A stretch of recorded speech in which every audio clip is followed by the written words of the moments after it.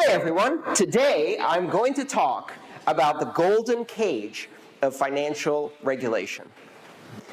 So, in the world we live in, finance hasn't been the same since the early 1970s when in the United States a law was passed called the Bank Secrecy Act. This was signed by Richard Nixon, or Dick, as we call him in America.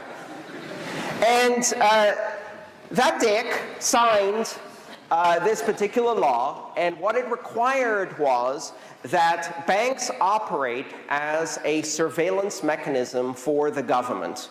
This was then expanded internationally to become the framework of international finance we have today that requires every financial transaction to have both the sender and the beneficiary, as they call it, identified by every participant in the transaction. Your bank, their bank, everyone in between has to know who's being paid, who's paying them, why they're paying them, what they're paying them for, right? And this turned all banks into surveillance organizations. They became deputized into law enforcement to fight the war on drugs, the war on pot, the war on traffic violations, the war on drinking, the war on something, right? The war on Syria, the war on Yemen, whatever the current war is. So gradually banks became cops. The problem is that banks can't be banks and cops at the same time, but they no longer have a choice. They become cops, and in fact, the cops in most banks rule what happens. Most banks today have what's called a compliance department. In some banks, it's actually called the BSA department, the Bank Secrecy Act department. And they can overrule everyone in the bank. Remember in the old Soviet movies where you had the submarine commander, and he's on the deck of the nuclear submarine, and he's not actually in charge? Because next to him, there's a guy in a dark suit who's like, "Da, you can do it," right? And he's the Politburo representative of the Communist Party who's actually in charge in the submarine. So the captain doesn't run the submarine. It's the political operative next to him who decides whether they can fire the weapons or not. And they're constantly talking to the Kremlin on one phone and telling the captain what to do in the other side, right? And of course, that's not how we run American submarines, because freedom! No. The captain is the strong man who decides everything on his own without political interference, away from all of the politics, makes the last-minute decisions, life and death, right? So we could know who the bad guys were and who the good guys were by who exhibited freedom. It's funny now that the way we run our banks is that the bank CEO and the person you talk to in the bank isn't in charge. There's a person in a dark suit talking to the Department of Justice and the Treasury Department and saying, "Can we send money to that person?" "No, you can't. Sorry. No, it's okay. We fixed it." They can't, because they're actually in charge in the bank.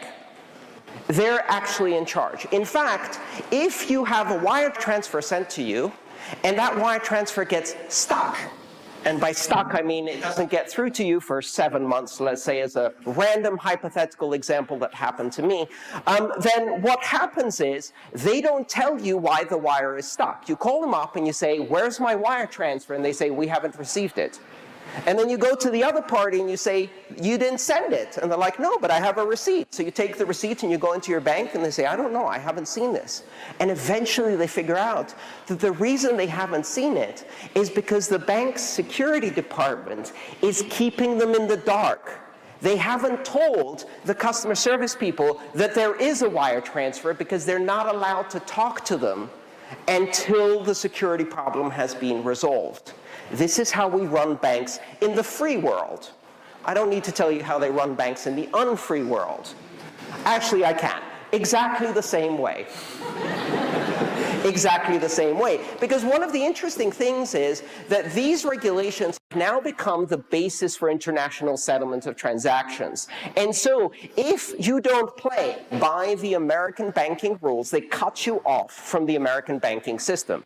They tried to do that to the Swiss and threatened them into breaking their bank secrecy laws, their privacy laws they had, and to go after people who had bank accounts in Switzerland. So Switzerland doesn't have privacy in its banking anymore because they're now operating by these international laws. And you have to think, how did this happen?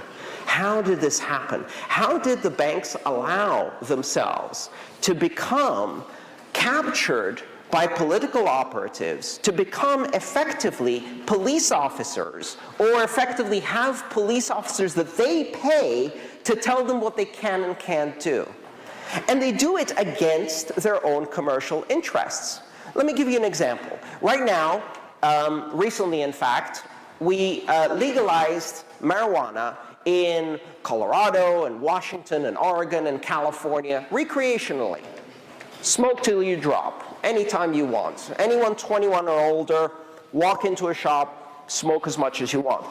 But none of the companies that sell it have bank accounts, because the federal government has not yet legalized it, and they will not let the banks bank the cannabis industry. Now, this is an industry that in Colorado alone brought in $1 billion in taxes up to now.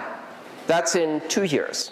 $1 billion in taxes, which means that they're moving 10 times that in revenue, all of which could be part of the commercial activity of a bank. In fact, in any rational society, that would be the smart thing to do, because the last thing you want is businesses going around with duffel bags full of cash and trying to find ways, they can't deposit it, to get rid of this cash and get robbed, right, in armed robberies, which makes the whole place very, very insecure and dangerous. So basically, in order to fight the war on drugs that we've already lost, because it was always going to be lost, and even though the states have stopped fighting the war on drugs, the federal government is still fighting it with the last cops they can use in every state, the banks.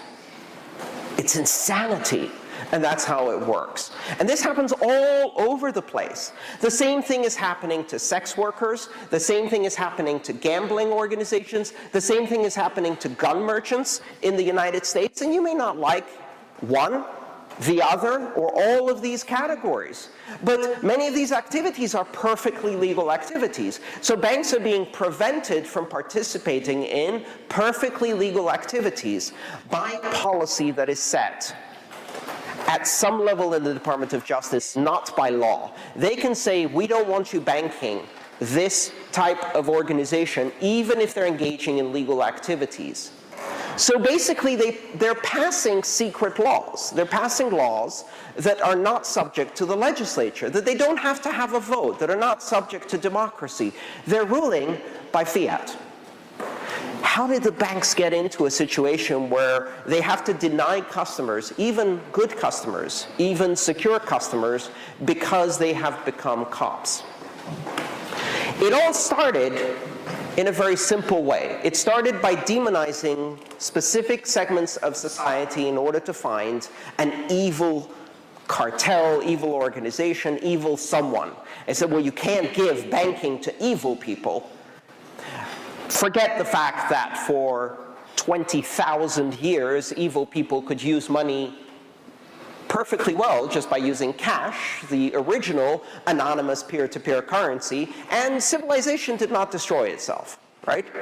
But once that decision was made and then followed through, the category of what became evil people just kept getting wider and wider and wider. I met someone who came to me at a conference in Berlin a couple of weeks ago who said to me, I've been living in the West for 15 years, and I can't get a bank account. For 15 years, I can't get a bank account. The moment I fill in the application, my name and place of birth, I am denied. I am Iranian. I was born in Iran. I have nothing to do with Iran. I have no contacts with Iran. I have no relationship with the government of Iran. I don't like the politics of the government of Iran. I cannot get a bank account. All I want to do is deposit my paycheck so I can buy groceries, but no bank will allow me to bank with them. I have done nothing wrong. I didn't choose where I was born. And it gripped me, because this story is repeated millions of times in every developed society, and even worse in developing countries. Banks agreed to these rules at first, and then the rules got wider and wider and wider. And now it's accepted wisdom. Of course you should be able to check everybody who makes a transaction. Really? Why? Because bad people might use money? We're going to base the entire basis of a society on a blanket law that applies to everyone just because some bad people might abuse systems? Well, guess what? Bad people are going to abuse systems either way, right? But what we're doing is we're punishing millions, billions of people who have done nothing wrong simply to preserve this illusion of security, to preserve this bourgeois illusion of security. And you know what? That's unethical. In fact, it's evil. Condemning people to poverty so that you can feel safe with no basis in fact or evidence that it actually makes you safe. In fact, it does the opposite, because people in poverty resort to violence and have no access to justice. In order to preserve that, we do evil on an institutional basis worldwide. The banks started with this gilded cage. The cage they built around them has bars of gold because it was a deal, a quid pro quo. In return for fulfilling these regulations, the banks get the ability to get away with criminal activities for which they are never punished. When they get caught money laundering, it's a minor fine, and they get caught again and again and again and again. All of them. Every single bank has done money laundering in the order of billions of dollars, and not really for my Iranian friend who can't get a bank account. No, for the Sinaloa drug cartel, right? For Pablo Escobar. Drug dealers, terrorists. Because terrorists get funded by states and intelligence agencies through banks in dollars. And so we've created this crazy system where mega crimes can be committed as long as you have a banking license, as long as you do surveillance on behalf of the government, because the ultimate goal is not to eliminate crime. That's ridiculous, right? The ultimate goal is control. So what do you call a system of control where the ultimate goal is to be able to see every transaction that is ever done in the world of finance? Total control. I believe we call that totalitarianism, right? And rational societies don't believe in totalitarianism, but in our financial system, we've accepted it. When Edward Snowden came out with a revelation that phone calls and internet activity was being monitored by intelligence agencies, specifically the Five Eyes, of which Germany is a participant, when we found out that the CIA and the NSA are monitoring Angela Merkel's calls, right? People were outraged. But the fact that every Visa, MasterCard, and bank transaction you do is shared with all 5 intelligence agencies, and on top of those data streams, piggyback all the other intelligence agencies that have managed to hack into this data, it's okay. We should watch everybody, just in case they do something wrong. Think about how much power that gives to some people. The power to control what you spend, when you spend it, the power to deny you access to finance and bank accounts, and more importantly, the power to see all of your habits, your location at any time you use one of your cards, and who you associate with in terms of political associations or just friends and family. But don't worry, Facebook's making a digital currency. This quid pro quo agreement allowed banks to effectively prevent competition because Doing compliance is expensive, but it's a very good cost of business because you can pass it on directly to customers. The people being hurt, they're little people. The big people can afford lawyers and accountants and better banks in other places that are more flexible, let's say. Places like Panama, places like Malta, places like Switzerland. The little people who want a bank in downtown Munich or in London or in New York, well, they're just little people. Doesn't matter. My friend, he's Iranian. He should have known better. He should have known better. He should have teletransported from the womb of his mother to a better country before he was born. These little people pay the price. We all pay the price in higher transaction costs and friction and the fact that an international wire transfer takes forever. But we pay the price in a much bigger way in terms of reduced economic and commercial activity, because friction results in higher costs for everything. So this introduces enormous friction into our financial system in order to achieve unachievable political aims that give power to the wrong people. We pay the price in money, and then we pay the price again in freedom, in the erosion of our democratic institutions and our freedoms. But the banks don't. The banks have this wonderful tool that says, if it costs me $10 million in order to do compliance each year, and I can hire 300 people to staff the compliance department, that means that the smallest competitor who can enter the banking business needs at least $10 million to start. And that's before they even get a banking license. So we set the barrier to entry so high that the amount of competition that happens in banking is reduced.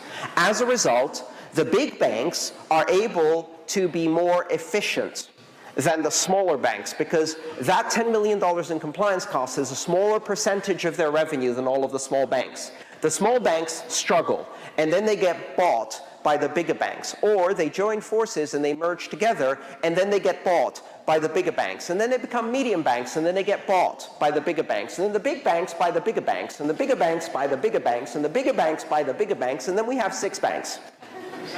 6 banks. The Western world is dominated by 6 banks, all in just 45 years. In 45 years, we're down to 6 major banks. And they all have different names, but they're all owned by the same 6 banks. Pretty much. There's a few little ones that are still struggling. There's these new ones that have fancy names like N26 and Monzo and things like that. And they're fighting the hard fight. They're trying to go online. And as soon as they try to compete, the big banks go, well, they should really follow the regulations more closely. And so they either have to turn themselves into the exact same model that the big banks are following, which is unprofitable for them. They have to stop competing by doing innovation, because the innovative things they want to do all make it easier for bad people to get banking. So as a result, they have to reduce the number of customers they take in. And eventually what happens is what's been happening to me in banking for the past 25 years. I get a bank account with this wonderful, young, online, fantastic, hip, cool bank with a great website that doesn't do any of that bullshit. And it works great for 5 years. And they get bought by a bigger bank. And within 2 months, it's all over. It turns to shit. And I switch banks to a new, young, hip, cool bank. For 5 years it works, and then they get bought by a bigger bank, and in 2 months it's all shit. And this keeps happening, and eventually it's all shit. The cage is made of gold. And they like it because it's shiny. It keeps out the competitors. It's a comfy cage. So the bottom line is that this golden cage that has been built up around the banks gives them the ability to prevent competitors from entering the space. Every time a new competitor comes in, like PayPal, for example, they start off idealistic. PayPal started with the idea of building the Internet of Money. They wanted to use the Internet to bypass regulations. And then they got sued and investigated and investigated and sued because the banks pay for the politicians to make sure that the cartel stays in place, right? It's funny that we use the term cartel to talk about drugs and oil, etc. But here we have a $114 trillion industry that is dominated by 6 regionally controlling players. And we don't call that a cartel. I wonder why. It's almost as if they're the most powerful cartel of all, so powerful that they can make sure that no newspaper is ever going to call them a cartel, because then they'd lose all of their funding and advertising. And no politician is going to call them a cartel, because they'd lose their job. And none of the regulators are going to call them a cartel or dare to break them up. In fact, they don't even dare to fine them. In fact, they don't even dare to put them in jail when they take away the homes of 1 million people with straight-up fraud that's been caught on tape, where they're saying, we know these mortgages are fraudulent, but they're so profitable, and nobody goes to jail. That's a cartel. That's the behavior of a cartel. So let's say it again. Banking is a cartel. Well, guess what? A cartel buster just came in the door on January 3rd, 2009 with the invention of an open public blockchain called Bitcoin. And that cartel is now over. They had a golden cage that allowed them to keep out competitors, and it was shiny and it was nice, but now there's this thing outside the cage. And they're like, that shouldn't be there. That should be in here. Why is it out there? You can't let them do whatever they want. They're going to fund criminals. No, not criminals like our friends, the other kind of criminals. Poor criminals, not rich criminals. We got that market, right? They're going to find poor criminals and poor terrorists, not nation-state terrorists. We got that one too. They're going to find poor terrorists and perhaps even poor immigrants, right? Not rich immigrants, like the wife of our president. No, poor immigrants, like all the other people who are in concentration camps in America, right? They're going to give them bank accounts. I was in a banking conference where at the end, a lady asked me at Q&A, why should we give illegals bank accounts? And the question shocked me, first of all, because of the use of the word illegals to refer to human beings, but secondly, because of the audacity of that question. Are you not a commercial entity that is supposed to facilitate banking? Since when did you become the moral police, right? So I answered in the best way I could, which was, you shouldn't give illegals bank accounts. We will. In fact,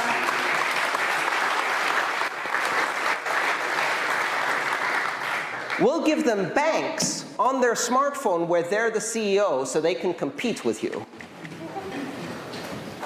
Bitcoin is an anomaly, and it brought 4,000 other anomalies to date over the last 10 years. All of these anomalies refuse to play by the rules, and the reason they refuse to play by the rules is because most of them don't have identifiable leaders or companies. So the playbook of the banks, and they go through these steps every time they face competition, is, 1, can we buy it? Right? If we buy it and shut it down, it's not a risk. Or we buy it and we kind of hold it very close, very close. Stop breathing, and then it stops breathing, and then we've killed it, and then it doesn't compete anymore, right? So you get the old bank, and they buy this really innovative bank, and you watch it asphyxiate over 2 months until there's no innovation left. All of the creative people quit within a week, right? Because they can see what's going to happen next, right? First day they come in and they say, this is very good. We really appreciate your creativity. Now, cut your hair, put on a suit, better shoes, come in at 9 in the morning. Okay, good? Thank you. And they'll go, oh, fuck this, I quit. And there goes your innovative group out the door, and that bank is over. So buy. First rule is buy. Second rule is compete viciously in ways that are illegal in order to shut them down, right? Interference, classic cartel interference. If that doesn't work, third rule is sue. And the fourth and best one is get the government to regulate them harder, regulate them mercilessly, pass a few new laws to make sure that what they're doing that's different from what we're doing is not allowed. And if that doesn't work, shut them down by using the government as your cartel enforcer, right? Essentially, the government becomes the Sicario for the banks. It's really a weird relationship, a very weird relationship. So that's the playbook. So Bitcoin comes on the stage and the banks go, okay, great, buy them. We can't. They're not a company, and if we start buying up all the Bitcoin, it's just going to get more valuable. And then we won't be able to buy it all. We'll just make the people who invented it richer, and then they'll be able to fight us. Oh. Okay, well then compete with them with dirty tricks. Well, I mean, we call them drug dealers, we call them terrorists, we call them pedophiles, and they keep buying this shit. So I don't know what else we could do. Like, some of them even get up on stage and call us criminals now. They're getting really audacious. Oh, okay. Well, then let's get the government to regulate them. Well, we tried that. And the government, they regulated the exchanges, and gradually what they've done is they've been able to turn all of the exchanges into banks. So it kind of feels like winning. But then we realize that the more we close the on-ramps and off-ramps, the more some of these weirdos just stay inside the crypto economy and stop trading for fiat. And then we really can't control them, because they start selling their labor and products and services directly for crypto and paying their employees directly in crypto, and they never exchange it for euros and dollars. In fact, they even turned this into a slogan, and they call it HODL. And the banker goes, what does that mean? I think it means hold on for dear life. It doesn't. It doesn't. It's just hold misspelled. So they hodl. I don't know. I don't know what it means. And then they make funny memes with like monkeys and dogs, like the Shiba Inu dogs, like smiling and saying, wow, how crypto, awesome.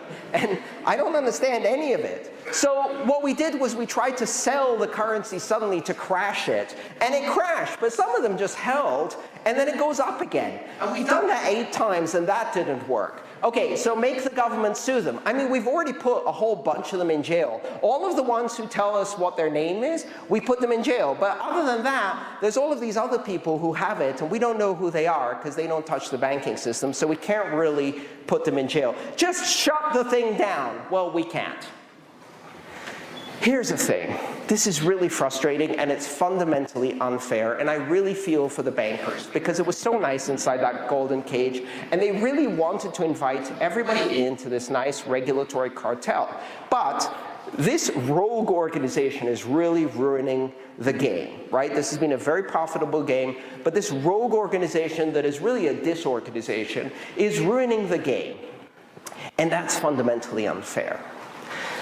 If you look at the psychology of fairness, it's something that as human beings we feel very, very strongly. It's a very fundamental part of what keeps society together. One of the fascinating things that I've read is that this is not just a phenomenon of human beings, but also our closest animal relatives, primates. Right? So both our closest relatives are bonobos and chimpanzees, and they exhibit a very strong sense of fairness. So do gorillas, so do other kinds of apes and monkeys and other primates. So if you do this simple experiment, you have 2 monkeys in a cage, or 2 chimpanzees in a cage next to each other, and you put 1 grape in front of one and 1 grape in front of the other, and they both eat the grape, and they're very, very happy. And then the next day, you put 1 grape in front of one, and you put 2 grapes in front of the other. And the one that just got 1 grape looks over at the 2 grapes and goes, and starts screaming at the other monkey as if it's his fault. And then it will take the 1 grape that it just got, which is still better than 0 grapes, which is still the same amount of grapes it got yesterday, and it will throw it at the researcher and scream in their cage. Why? Because it's unfair. Because that sense of justice is something that is really important in a social animal, right? It's really important to feel that fairness is part of our surroundings. Without a feeling of fairness, without a feeling of justice, we start feeling unmoored from society. We become isolated and depressed, right? It can have a very serious psychological toll on your psyche if you don't believe that justice exists in some fundamental way. If not in this universe, which it doesn't, of course, at least in the society of people around you. So fairness is important. So when faced with a system of 2 sets of rules, how do we respond as human beings? If I have to follow one set of rules, but then I suddenly notice that another person in the same situation as me has to follow another set of rules, maybe an easier set of rules, right? Even though I've been following these rules for a very long time, suddenly I feel a sense of injustice. Like, why are they getting an easy ride? I had to follow the hard rules. Now, there are two rational responses to this scenario. When you are faced in a situation where you have to follow rules and someone else has more freedom, you have two possible rational answers. One is, I want to be that free too. And the other one is, fuck that guy, they should be as miserable as me. Guess which one the banks are going for? They're faced with this fundamental situation of unfairness. This Bitcoin thing isn't playing by the rules. It can be made to play by the rules. And if you kind of somewhat make it so that it has to play by the rules, we'll just invent another one that doesn't. We'll probably just call it Bitcoin for easiness. And then Bitcoin, once again, will be playing by the rules. It'll be a slightly different Bitcoin, more stealthy, more anonymous, more evasive. Maybe, in the end, the only people who can actually use cryptocurrency, the only people who end up having freedom are the criminals. The poor criminals, of course. Because the rich criminals have always had freedom. They don't need cryptocurrency to achieve that. They have Swiss bankers and lawyers. So they can buy freedom. Freedom is something you can buy. But for poor people, they're going to end up using cryptocurrency. Even if you ban the entire middle class from using it, more and more of them are falling out of the middle class into the clutches of these freedom-making technologies, which is really frustrating for the bankers. So in the position of they don't have to play by the rules, instead of saying we shouldn't play by the rules either, or at least you should relax the rules, or at least we should try and test if these rules are working the way we expect them to work, instead they say make them stop. And they're going to keep saying make them stop, even though they see that for years and years, decade now, they're not stopping. And we're not stopping. We're going to continue because there are billions of people who need this. There are billions of people who don't have access to the nice gold cage because they're on the outside. They will never be on the inside. They will never have enough documentation, enough provable wealth, enough bright white skin color, enough recognition as a human being, enough documentation as a citizen in some countries, enough of a penis, to ever have access to banking, right? Because they fell outside of the golden cage, and they will continue to be outside. In fact, the astonishing thing is that more than 40 years into the development of the internet, and certainly 25 years into the robust development of the commercial internet, banking has refused to change, and if anything is getting more exclusive, more unequal, and kicking more and more people outside of the golden cage. And now they're beginning to realize the cage is getting smaller. You know those horror movies where there's people running around some rooms and they go into a room and they press on one of the tiles and suddenly the walls start closing in? They're like, oh shit! They start running to find the door. Those kinds of movies, I'm sure you've seen. Indiana Jones was one of those, but there's been others too. It's a great phenomenon. It explains the human psyche so well. You know, it triggers that claustrophobic sense. Well, right now, bankers are feeling that because the golden cage keeps getting smaller and smaller and smaller, right? And if they keep banking fewer and fewer people and playing with less and less of the world's wealth concentrated in fewer hands, they become more and more fragile. The economic system they're presiding on, the pyramid they're standing on top of, has cracks in the foundation. And every now and then it starts shaking like that Indiana Jones movie. And they're like, I feel like I'm the king of the world, but not for much longer. And those peasants down there seem very damn angry. And is that a guillotine they're building? That looks like a guillotine. I don't like that at all. I'm going to get a nice gated community somewhere in the Alps with a vault underneath where I can hide all of my wealth.